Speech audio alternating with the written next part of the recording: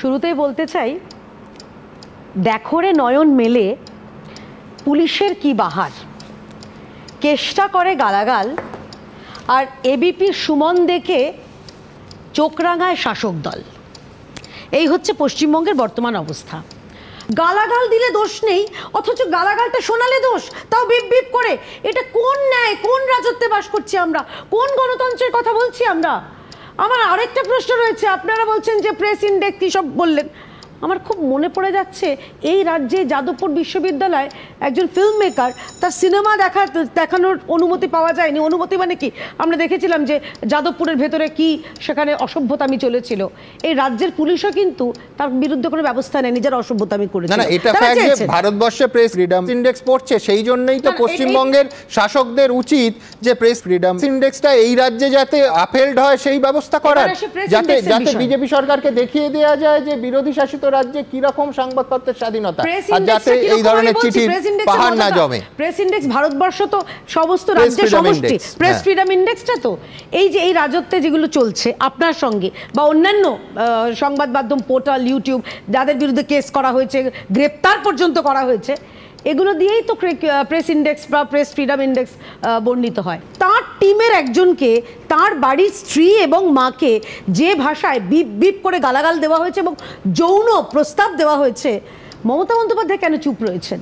মহানুভবতা একতরফা হয় না, it is not a one way traffic. এই রাজ্যে অনুব্রত মণ্ডলের কেশাগ্র স্পর্শ করার ক্ষমতা না আছে পুলিশের, না আছে মমতা বন্দ্যোপাধ্যায়ের। কারণ ফ্র্যাঙ্কেনস্টাইন যখন বড় হয়ে যায় তখন এই অবস্থাই হয় বোধহয়। কোথায় অসত্য বা আপত্তিকর সংবাদ পরিবেশন করা হয়েছে তার উল্লেখ এবিপি আনন্দকে দেয়া পুলিশের চিঠিতে নেই। শাসক দলের প্রভাবশালী নেতা হলে তিনি কি আইনের ঊর্ধ্বে? ঘণ্টাখানেক সঙ্গে সমান অনুষ্ঠানে প্রশ্ন সুপ্রিম কোর্টের অবসরপ্রাপ্ত বিচারপতি অশোক গঙ্গোপাধ্যায়। দেখুন, আপনি চিঠিটা দেখলেন এবং এই চিঠি নিয়ে কোনো মন্তব্য আমরা করছি না। আপনার চিঠিটা দেখে ঠিক কী মনে হলো আজকের প্রেক্ষিতে? দেখুন, চিঠিটা আমি পড়লাম, চিঠিটা দেখে কিন্তু কোথায় অসত্য মানে আপনারা সংবাদ পরিবেশন করেছেন বা কোথায় অবজেকশনেবল কথাবার্তা বলেছেন সেটার কিন্তু কোনো উল্লেখ নেই।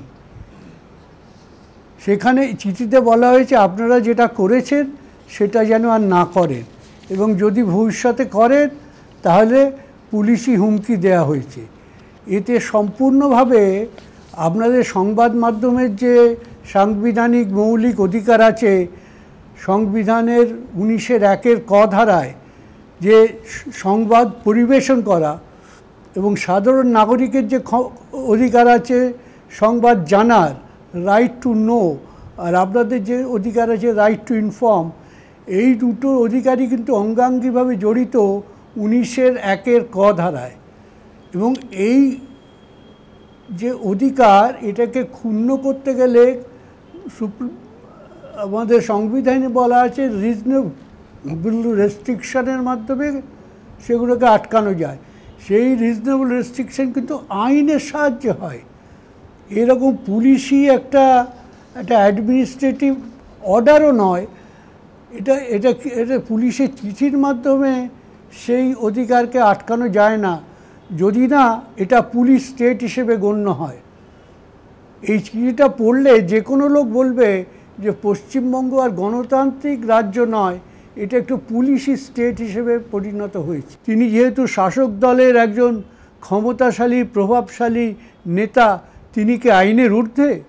এই সমস্ত প্রশ্ন তো আমরা করতেই পারি একজন নাগরিক হিসেবে, এবং আপনাদের এই সমস্ত প্রশ্নের উপর আপনাদের মানে ইনফরমেশন দেয়া আপনাদের কাজ, খবর পরিবেশন করা আপনাদের duty, it is your constitutional right. এখানে কি করে আপনাদেরকে এইভাবে ধমক দেয় আমি তো বুঝতে পারি না।